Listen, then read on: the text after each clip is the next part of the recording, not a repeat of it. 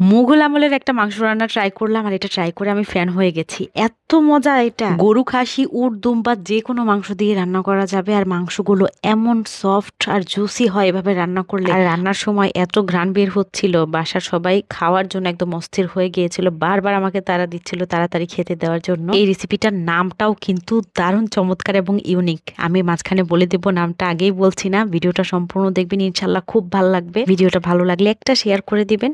এখানে 1 কেজির চাইতে একটু বেশি মাংস হবে নিয়েছি। আর এর মশলা বানানোর জন্য বড় 1 মুঠো কাজু আর কাঠবাদাম নিয়েছি, সাথে নিয়েছি বড় 1 মুঠো পেঁয়াজ, 4-5টা কাঁচামরিচ, একটা বড় টমেটোর কিশমিশ নিয়েছি 10-12টার মতো। সবকিছু আমি গরম পানি দিয়ে বেশ কিছুক্ষণ ভিজিয়ে রেখে ঠান্ডা হওয়ার পরে ব্লেন্ড করে নিয়েছি। আর এদিকে শুকনো একটা প্যানের মধ্যে 2 চা চামচ ধনিয়া, 2 চা চামচ জিরা, এর সাথে নিচ্ছি আধা চা চামচ জয়িত্রীর পাতা ভেঙে, আর এইখানে একটা জয়ফল ভেঙে 5 ভাগের 1 ভাগের মতো নিয়েছি। সাথে নিচ্ছি একটা বড় স্টার অ্যানিস ভেঙে অর্ধেকটা, একটা কালো এলাচের ভেতরের অংশটুকু নিয়েছি, আধা চা চামচের মতো গোলমরিচ নিয়েছি। এই মশলাগুলোকে শুকনোই কিছুক্ষণ টেলে নিয়েছি, যখন সুন্দর ঘ্রাণ বের হয়েছে তখন গ্রাইন্ডারে জারের মধ্যে নিয়ে নিলাম। আর এটা ঠান্ডা হওয়ার পরে আমি গুঁড়ো করে একদম মিহি করে নিয়েছি। মাংসের টুকরাগুলো একটু বড় বড় করে করা আছে, আমি ধুয়ে পানি ঝরিয়ে নিয়েছি।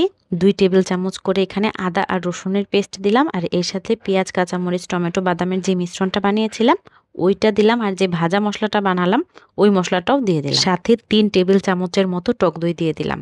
টক দই দিলে যে এই রান্নার ঝোলটা এত সুন্দর হয়, এটা কিন্তু না দিলে হবে না। গুঁড়া দুধ আর লেবু দিয়ে হলেও টক দইটা বানিয়ে দিয়ে দিবেন। স্বাদ মতো লবণ দিয়ে এই মাংসটাকে আমি মেখে রেখে দিচ্ছি কমপক্ষে আধা ঘন্টার জন্য। খাসির মাংস হলে অবশ্যই 1 ঘন্টা এভাবে মেরিনেট করে রাখতে হবে। এই রান্নাটা মূলত খাসির মাংস দিয়েই করা হয়, আর এর নাম হচ্ছে মাটন মুমতাজ।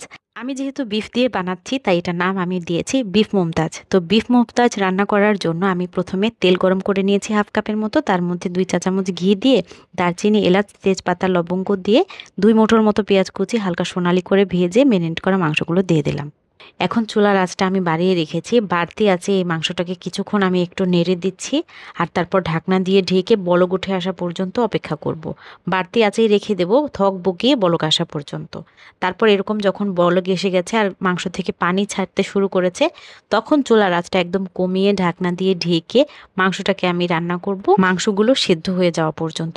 আর এর ফাঁকে ফাঁকে আমি ঢাকনা খুলে খুলে বেশ কয়েকবার একটু নেড়ে দিয়েছি যেন তলানিতে লেগে না যায়। আর এভাবে রান্না করার সময় আপনাদের মাংস নরম হওয়ার আগেই যদি পানিটা সম্পূর্ণ শুকিয়ে যায়, তেল একদম ছেড়ে দেয়, তাহলে এর মধ্যে একটু পানি দিয়ে তারপর মাংসটাকে সেদ্ধ করে নিতে হবে।